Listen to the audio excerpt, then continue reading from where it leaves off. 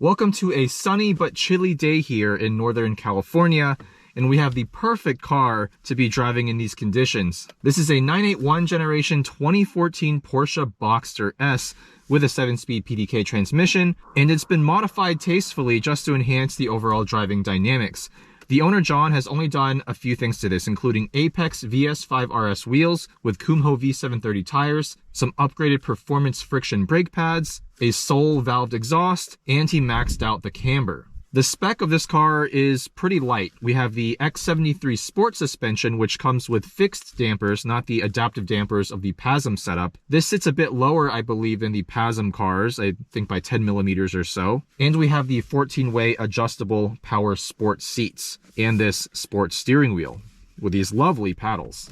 We're powered by a 3.4-liter 9A1 engine. It's a naturally aspirated flat 6, making 315 horsepower, 266 pound-feet of torque. This car should weigh just under 3,000 pounds. I think depending on the spec, you can get these as low as 2,900. That would probably be with a 6-speed manual and non-power seats. But either way, it's a very light car for modern standards and a perfect power-to-weight ratio, slightly under 10 pounds per horsepower. Strut front and rear suspension. And this is the first generation Boxster to have electric power steering. You can now pick these cars up for about $40,000. If you find a slightly higher mileage example, 981 Boxster S, I've seen them for as low as 35 grand.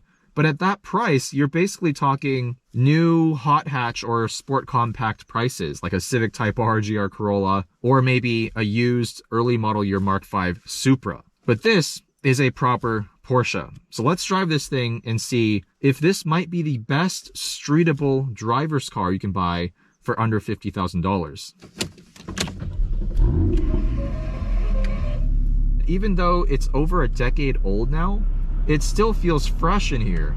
The interior design and build quality is excellent. I love this 3-spoke sport steering wheel. The paddle shifters behind the steering wheel are just perfect. They're solid metal and they have a really nice clicky actuation. In fact, I like this paddle design better than a lot of new Porsches. Excellent interior build quality. I've never seen these two-tone seats before. All right, we're gonna throw it into Sport Plus. The valved exhaust is open. Manual mode. Since we are on V730 track focus tires and it's a damp road today, we're gonna take it a little easy, get some heat in the tires, or as much as we can, and then start pushing it a little bit harder.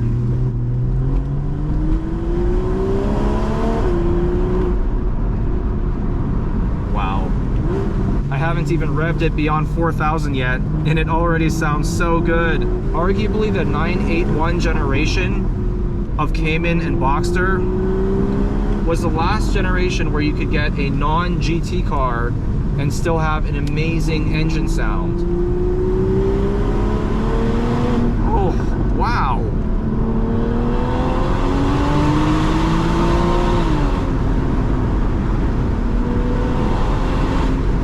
What a sound. Amazingly quick and snappy downshifts, even from this decade-old PDK transmission.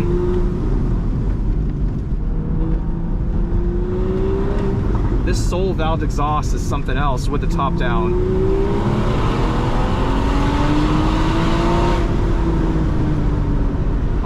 My goodness, this sounds so good. So much better than I expected, to be honest.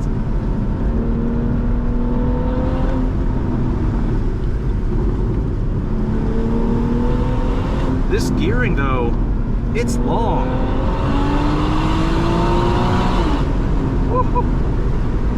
Yeah, you really gotta have an open stretch of road to even hit the top of second gear. Even though the manuals of these cars are often criticized for having long gearing, the PDK, it's no close ratio gearbox either.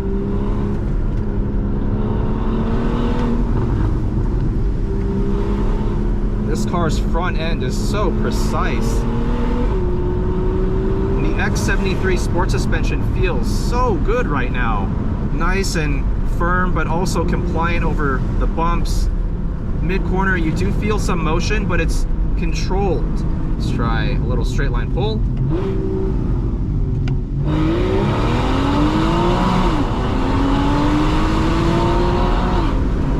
So there's where you feel the age of the PDK. Actually, it's on the upshift, not so much the downshift. You do feel a little dip in torque.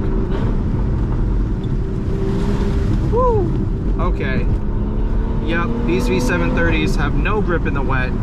I've driven on these at a very wet Sonoma Raceway before, and they're useless. Even if the road's just a little damp. There doesn't have to be standing water for these tires to lose traction. But the car's balance, so good.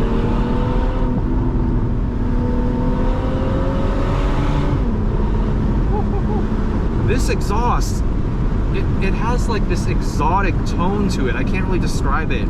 I hope it's coming across on camera because it sounds glorious. See, the downshift's so quick.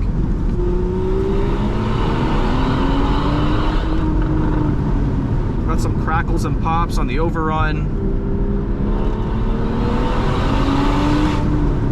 Excellent brake feel. Very easy to modulate in classic Porsche fashion. Really precise steering.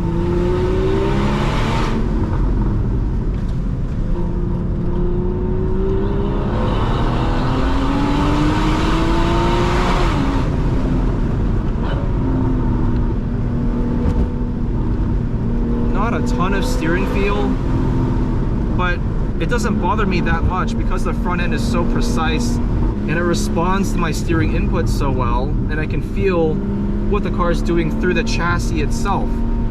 In some cars like new BMWs, the steering is so dead, but at the same time you don't feel much through the chassis. You just feel isolated from the car. That's not the case here. I feel everything through the suspension, through the weight transfer. I'm sitting nice and low, and so my sense of speed is heightened as well. So the relative lack of steering feedback here, as I said, doesn't really bother me, as in some other cars.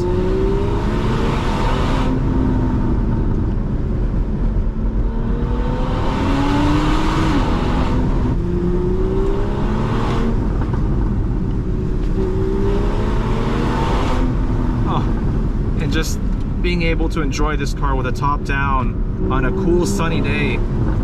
You can't replicate this in a Cayman. I'm starting to understand that now. I've always been a Cayman over Boxster or 911 Coupe over 911 Cabrio kind of person. But in these conditions, on a road like this, with a car with subtle but effective mods, this is just perfect.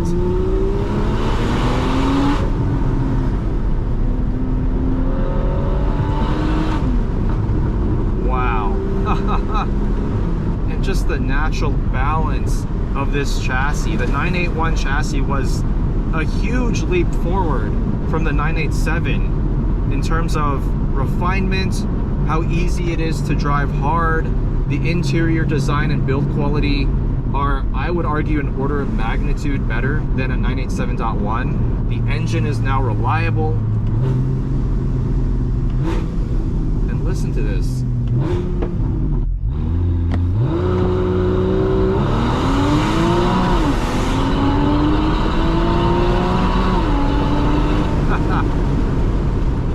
It's not the fastest car in the world, even at this price. I think a 2020 model year Mark V Supra will leave this for dead in a straight line, assuming the rear tires hook up. But that's not really the point here.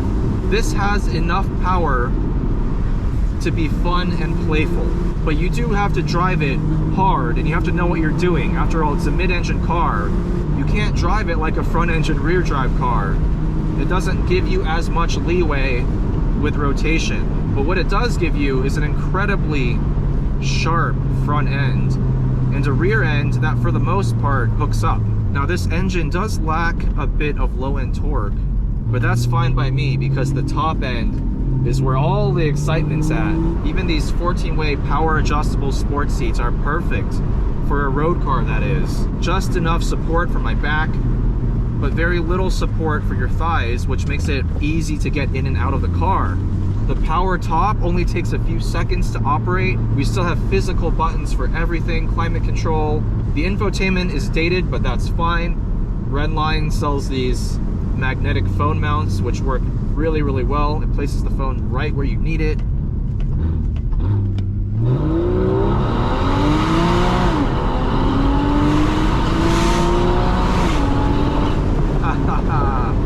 It's just such a great all-around sports car. For under $50,000, $40,000 for a decent example, oh, this is really hard to argue with. Porsches, to me, have always felt a bit clinical compared to the competition, right? That's the word that's always used to describe these cars when driven hard. But something about the top-down experience with the exhaust, with the X73 suspension, which is a little bit less compliant but gives you quicker responses, it actually makes this car feel pretty playful and exciting. And I actually would love to have one of these in the garage. It all comes down to value for money, and this car just offers tremendous value. The fact that these still hold value so well and you can put miles on them with minimal worry, no more pesky IMS bearing in this generation, it's just fantastic. And driving this now, I would 100% go with an early 981 in the right spec over a 987.2 Cayman or Boxster S. The level of refinement and well-roundedness of this car at the expense of basically just less steering feedback, I think is worth it. The suspension alone is far superior than anything you can get from the factory in a 987. Alright, so big shout out to John for letting me review this beautiful 2014 Porsche 981 Boxster S. Let me know what you think of this car. I think the only two criticisms I have with it from a driving dynamics standpoint, number one would be the relative lack of steering feedback, and number two would be the still very long geared PDK transmission. I think with a shorter final drive by like 5-6%, this thing would be even more exciting on a back road. And at sub $50,000, this might just be the best driver's car out there. Let me know your thoughts down in the comments, guys. Thank you guys for watching, and I'll see you very soon.